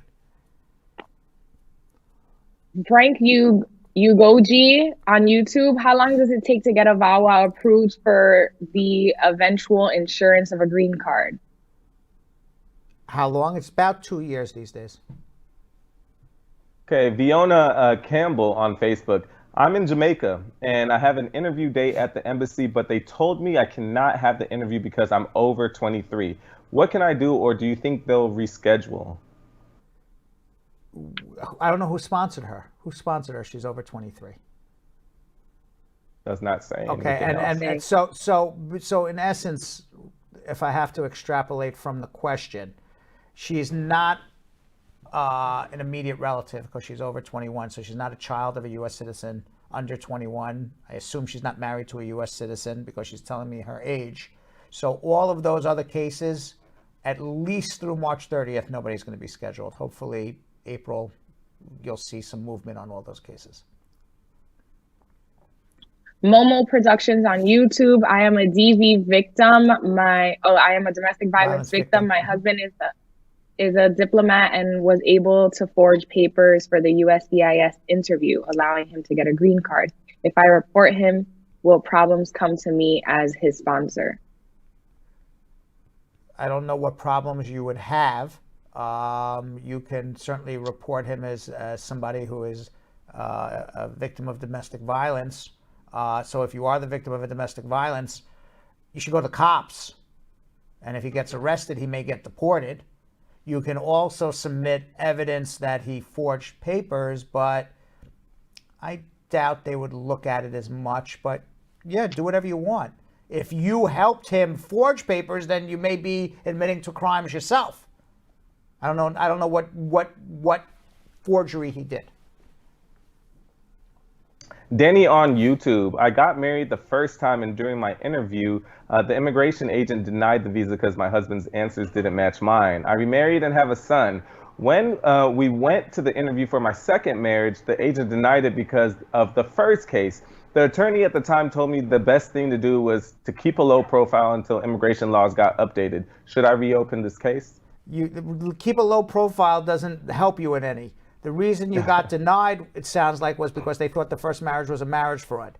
So that law is never, ever going to change, ever, for the rest of eternity. So if they accuse you of marriage fraud, the only way to get around it is to prove there was no marriage fraud. So that was actually the world's worst advice.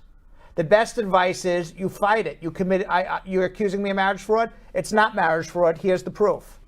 Because other than that, you're never going to get a green card, and that law is never changing.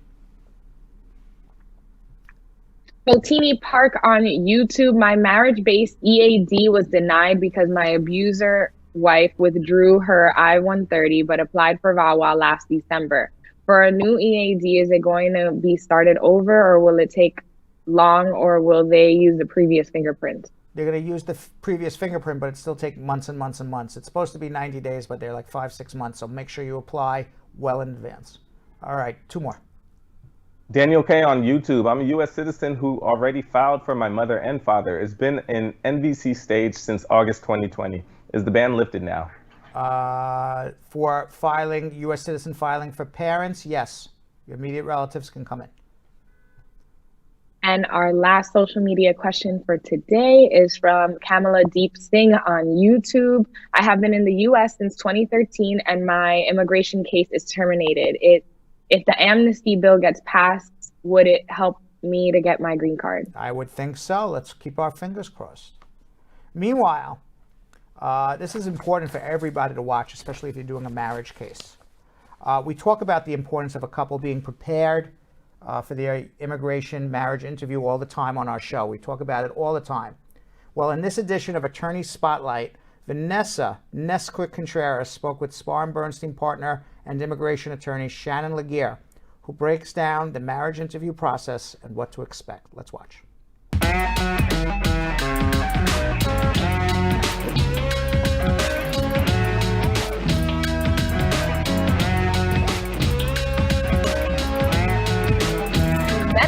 to your yang, your soulmate. You get married, life is great. There's only one issue. You or your spouse is a non-US citizen. And in order for them to obtain a path to a green card or even citizenship, you must apply and go through a marriage interview with USCIS to ensure that the marriage is genuine. With me today to help people prepare for their marriage interviews, Spar and Bernstein immigration attorney and partner, Shannon LaGuerre-Maingrette. Shannon, how are you, girl? I'm good. How are you, Vanessa? Awesome. Let's jump right into it because I know the squad needs all the info on this one. When should a couple start preparing for their marriage interview? I believe that they should start interviewing as soon as possible. So I tell a lot of the clients, they come in even before they get married, which is great. They should really start looking to prepare even before marriage. So I give them tips such as make sure that you have pictures together, like while you were dating. Make sure that you have pictures at the wedding, that you have family and friends. Not a necessity to have a big wedding because some people are like, oh my gosh. And I'm like, no, you don't have to have a big wedding, but you need to show that you celebrate it and that you show some level of respect and decorum. It's a huge moment in your life. I've had cases where they have looked at what the people were wearing to the marriage ceremony. So somebody had worn short and they commented on that in the decision. So it's really, really important to really respect the whole moment of getting married. So before marriage, during the marriage ceremony, and also marriage, that you want to make sure that you have documents to show that you were together.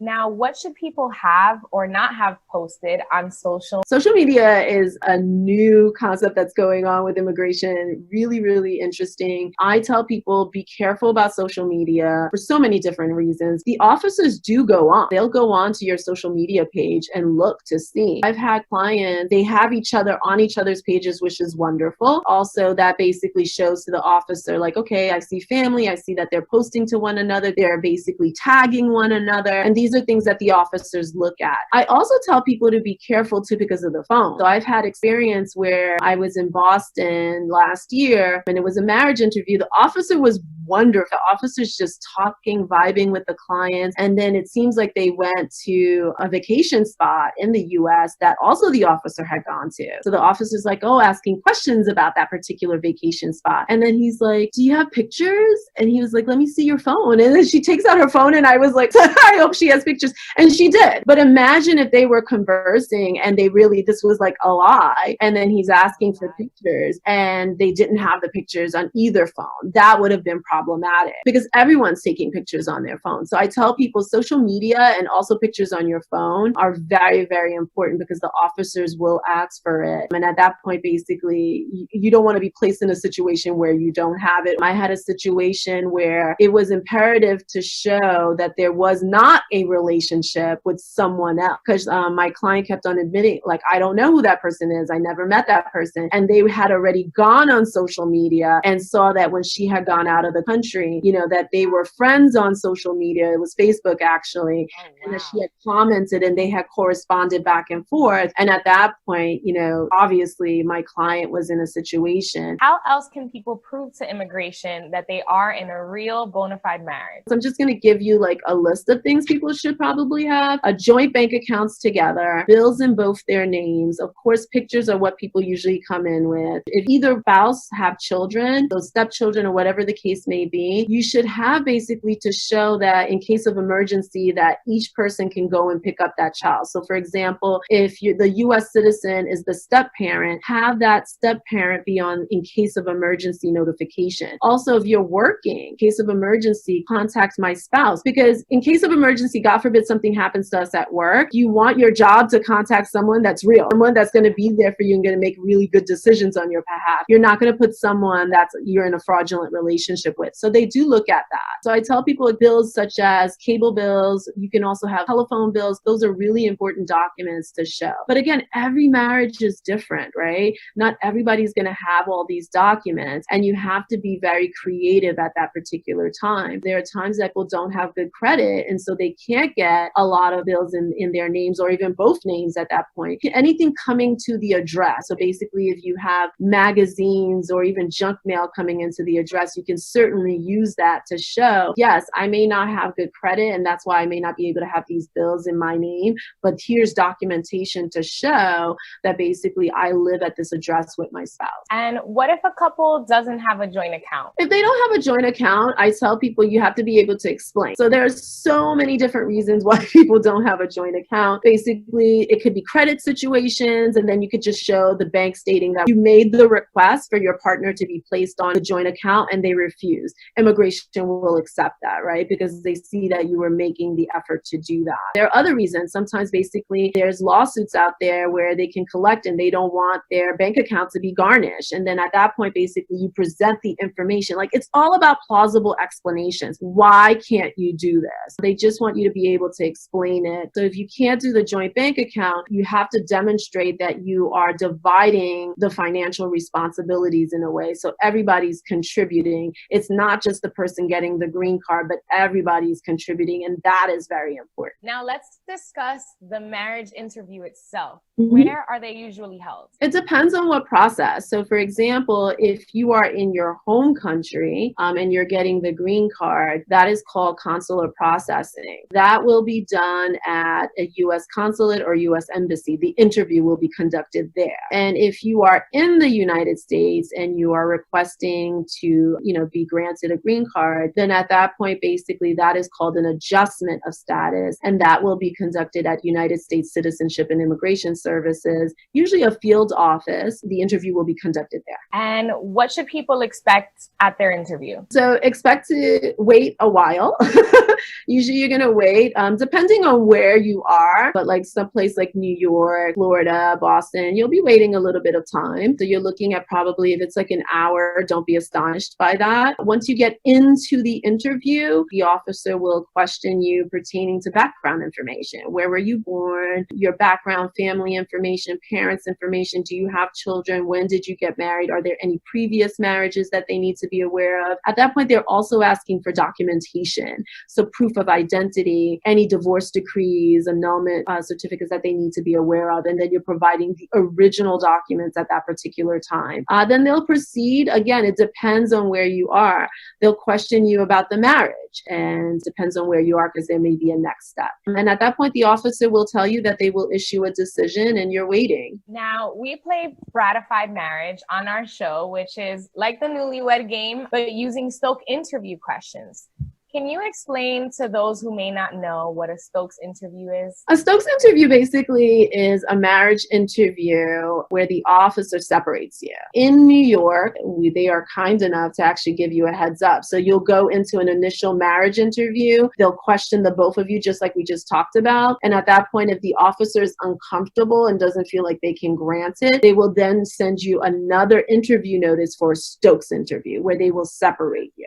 In other jurisdictions, you should go in there prepared for them to separate you. So many times, like in Alabama, Florida, Jersey, as soon as you walk in, they're separating you. So you should be prepared for that. They ask you a series of questions. It can be anywhere from 30 minutes all the way up to 2 hours. I think the longest Stokes interview I had was 3.5 hours, over literally 320 questions. So normally what I'm doing when I'm sitting in the interview is I'm writing down all the questions and responses, because the way it works is that they'll ask one spouse a series of questions, and then that person will step out. The second spouse will come in and they'll ask the same questions again. Then both will come in front of the officer and they'll basically look at the answers. And if there were any discrepancies, then at that point they need to address it. You mentioned that sometimes in the Stokes interview, there's hundreds and hundreds of questions. But what are some questions that interviewers should expect? I mean, it's so many different questions. Those that are really simple, like a married couple should know. For example, where did you first meet? When did you meet? Where was your first date? If either one has children, when did you introduce, the other to your child or to your children? Meeting of parents are questions that are also asked. I think the questions that can be,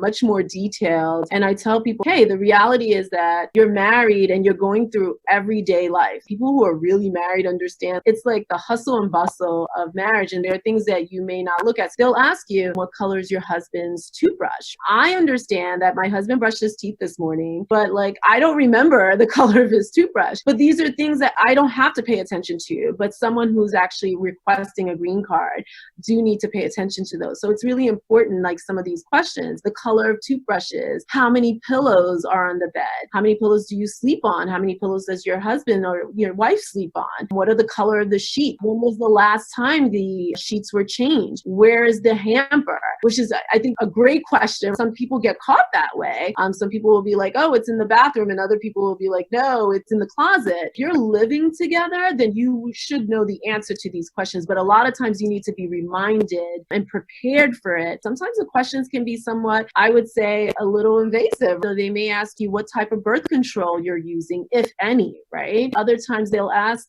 hey, what did your spouse wear to bed last night? And I've had, people be like, well, they went to bed naked. I mean, they ask the question because they want to be able to see whether or not it's the same answer. And are U.S. citizen spouses expected to attend the marriage interview? It depends on the type of interview. So if you're getting your green card abroad, which is the consular processing that we talked about, that particular visa, the U.S. citizen is not expected to be at the interview. Only a few instances have I had it where the officer would request after the interview that the U.S. citizen appear. Only a few. Here in the United States, the answer is yes, they are expected to appear at the adjustment of status interview. And now, when do people usually hear the result of their interview? So usually the officers will tell you as soon as the interview's all over, please give us 120 days for this to be completed. There's a lot of work that goes into this. I mean, they need to basically do background checks, security clearances. The officers are getting up to 10 cases a day, and some of them can be very, very complicated. Therefore, they need the time to be able to assess all of this information before giving an answer. If 120 days does pass by, then at that point, you should really reach out to your attorney. And what happens if a couple is denied after their marriage interview? A lot of times if they are denied after a marriage interview, you can do a motion to reopen or reconsider. I usually more than likely tell people to refile because I feel it's easier. And also work permit is a huge issue for a lot of clients. The beneficiaries, they need their work permit to work. And if you do a motion to reopen or reconsider, you're not eligible for a work permit. So a lot of times I'll tell them to refile, and then you have an opportunity to be able to present the case all over again to an officer. Now, Shannon, you've handled hundreds of marriage cases. Can you tell me about a tricky case you've handled where the interview went badly, but you were able to prove the couple was in a bona fide marriage? Many times couples will go to an interview and you can totally tell that the officer is like, I'm not going to grant this, or I need some time, or you'll get a decision from us, but you could tell that the officer is not comfortable. And so in this particular circumstance, the couple first initial interview, it was in New York. There were some discrepancies. It wasn't a Stokes interview. It was actually a marriage interview. At that point, basically, fraud detection unit for USCIS went to the marital home to investigate. They showed their badges, and the couple was living with the U.S. citizen wife aunt. Basically, they showed pictures because you take pictures, passport size photos, and you submit it with the applications. And they showed these pictures and they were like, do you know this person? So the aunt was like, oh yeah, I know my niece. That's my niece, right? And then they showed her husband, and the aunt was like scared and said, I've never seen him before. At that point, the officers are like, okay, so have you ever seen him around? I mean, and she's like, no. They asked about the U.S. citizen wife, the niece, basically, is she married? And she's like, I'm not sure. And later on, I was like, why did the aunt say that? People are very afraid to speak to police officers. And she felt that maybe he got in trouble, and here are the police who are basically trying to get information in order to arrest him. And she wanted no part of this. That's why she said she didn't know him. I basically argued that this was the situation. There were tons of newspaper articles that talked about this particular urban area and what was going on with the community and the police and the fear that exists and with gangs, etc. They went back again for another interview, and they actually did very well. And there was so many other evidence that I was able to get from them. And it's crazy. The beneficiary, which was the person getting the green card,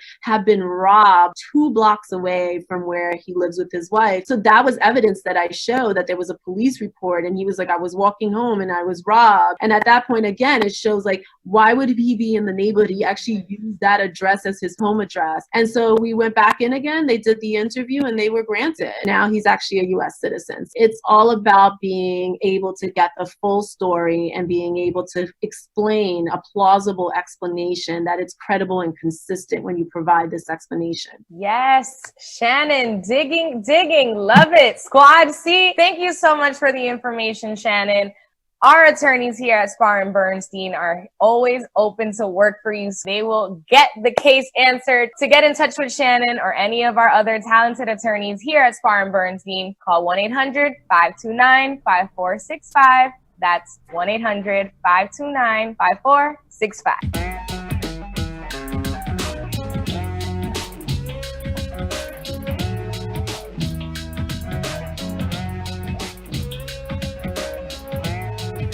All right, let's do something where I hopefully don't get blown up.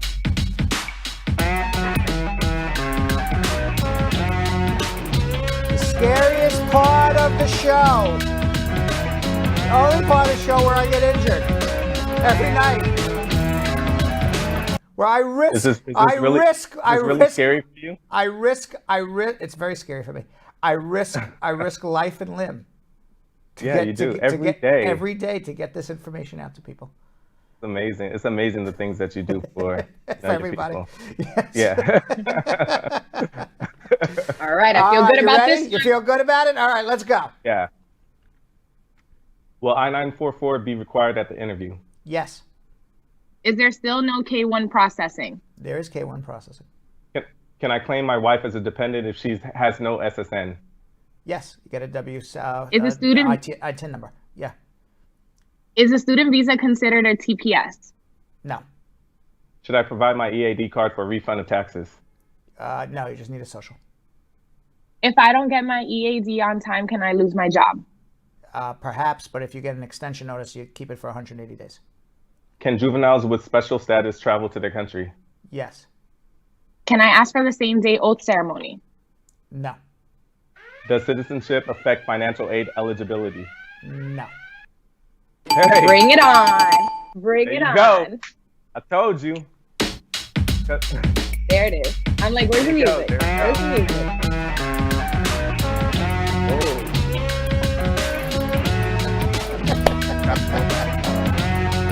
You like that one? All right, comments of the day, guys. Comments of the day. We did it. 2 days in a row. Yes, there is Shannon and Boss Lady. They're happy too. Right. They are very happy as well. Everybody's happy. Comments of the day.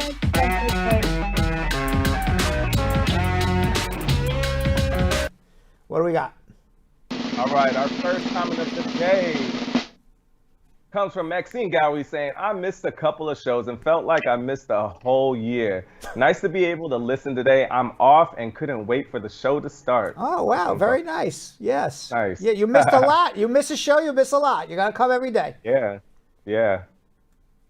Next one comes from Miloslav Minkov saying, squad up. Last week wasn't the same without Brad and the squad, but this week we are rocking with all the good immigration news. That's right. Thank Amen. You. Yeah. All right. Third one for tonight is from Robert Jackson saying, thanks for taking the time out of your busy schedule to do the show. Thank you. Thanks. And Brad. I want you to know you have no idea how busy it is. All right. I'm getting pulled everywhere. I get pulled everywhere. Yeah. And to wrap up our thing, Asset Lindo says, I have some great news because of Brad's information. I am now a green card holder. Hey. Thank you to the best immigration rep. Congratulations. I like that, Asset Lindo. Asset Lindo. Congrats. You know what? Asset Lindo gets one of these. Does. And then follow with the thumbs up. Oh, she gets a double. Double for thumbs up. All right. And a round of applause. And a round of applause from the TriCaster guy. All right, everybody. We'll see you all tomorrow. Tomorrow we're going to span the world for crazy news and immigration updates and everything else. We'll see you then. So, Sam, as part of the production, we have to say this disclaimer at the end of the show. Do you mind reading it for me? Okay, but you know, Brad, I have to do everything around here. It's bad enough I've got to remember everything that happened on the episode from the previous day. Forget it. I'll do it. The proceeding was information only and not specific legal advice. Consult an attorney about your individual situation. Prior successful results do not guarantee a similar outcome in the future. To make an appointment with the Spar and Bernstein law firm located at 225 Broadway in New York City, call 1-800-529-5465. That's 1-800-529-5465. Easy to remember, 1-800-LAW-LINK. That's 1-800-LAWLINK.